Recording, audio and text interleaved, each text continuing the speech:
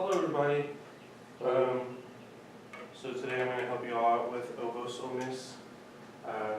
This is an old Renaissance piece, Renaissance motet. So a couple of things to keep in mind.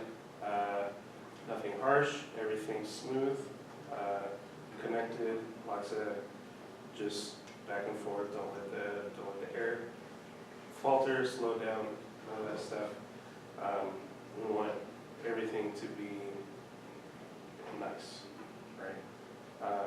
If you go back to like recordings of this that are not played by a brass ensemble, it's going to be sung. It's very smooth, very consonant most times. You're not going to hear anything past major or minor chords.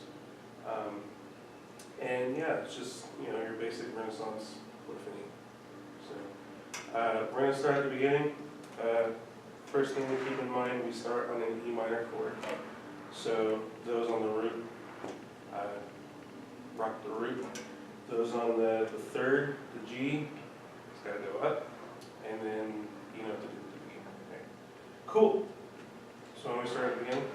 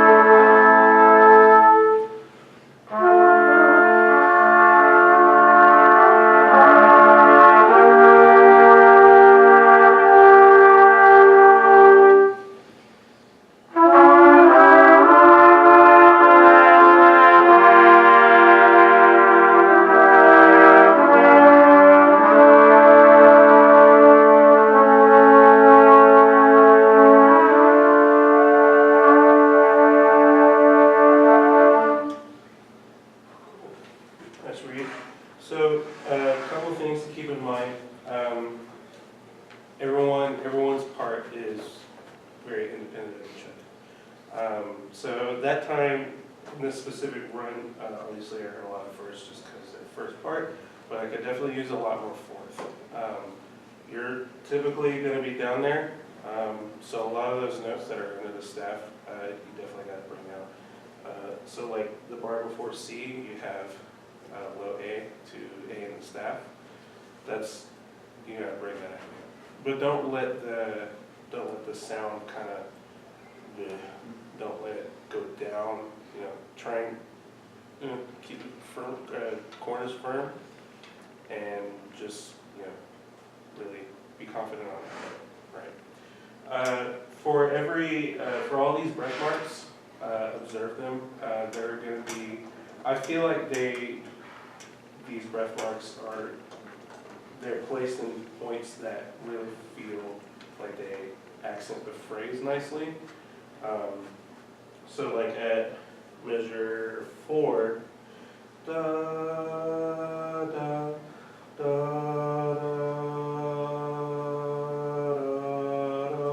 right?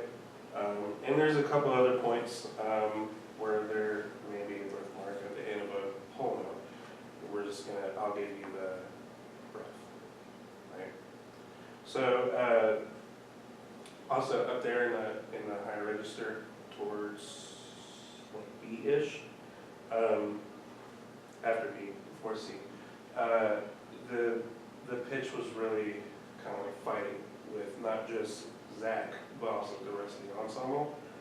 So be sure you are on those A's, especially kicking out. I saw you were kicking out, but maybe a little more, because a lot of those notes are going to tend to go very sharp, especially G's, but just put those down. So why don't we start this time at A, pick us to A, and be a little more aware of the dynamic changes here. So basically at A, we're starting at piano and slowly building up to forte. But once we get to forte, that doesn't mean forceful.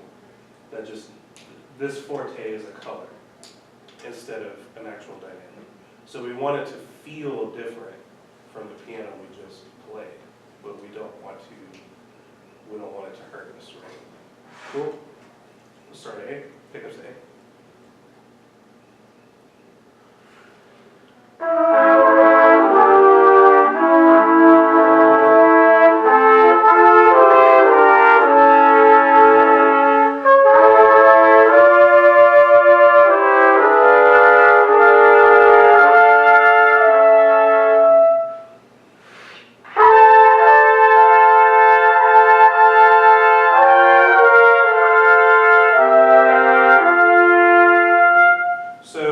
That's kind of like a prime example of like really good phrasing. Like they literally wrote it out in the specific arrangement of how they want it to sound.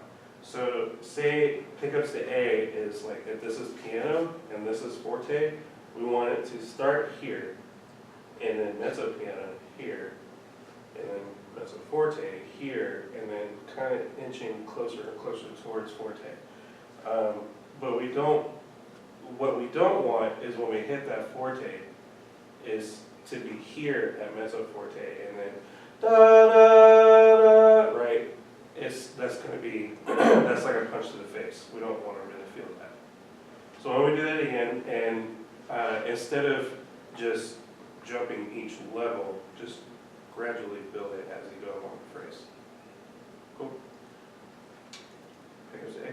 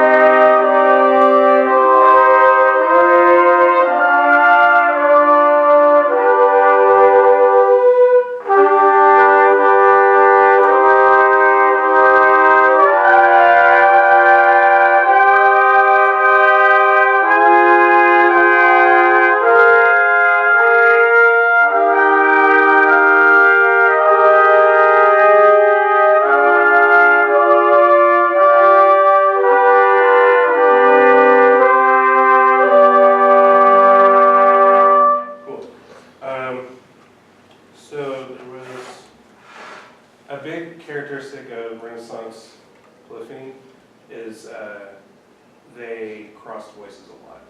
So I don't know if you've noticed that by now, but especially like in Luis's part, at B, he's basically taken over the first part. So it's like a lot of the voices kind of flipped on its head, where a lot of the high voices were over here, now at B, they're over here, right? And that's a big characteristic of the Renaissance time period. While it was very particular in the way that they dealt with harmonies, they still, like, you know, there was a lot of voice crossing happening. And especially, like, between, like, the men and the women, like, tenors and altos kind of, like, were fighting for this middle ground a lot.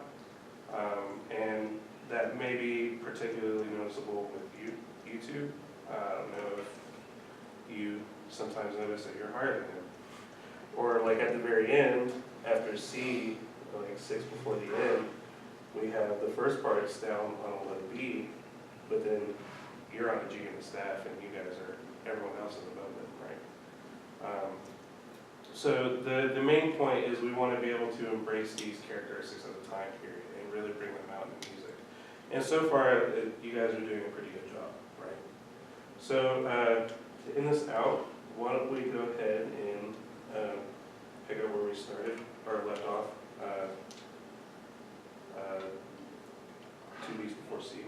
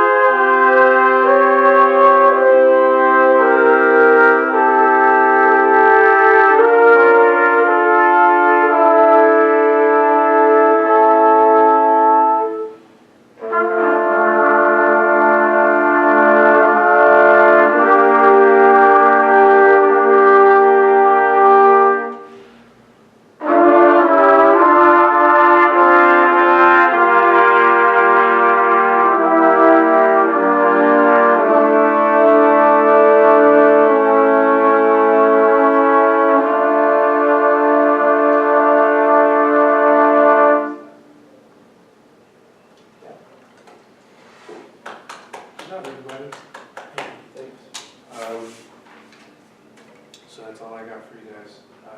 Thanks a lot. Really appreciate it. You guys sound really good. This is going to sound great. Just want you guys to know.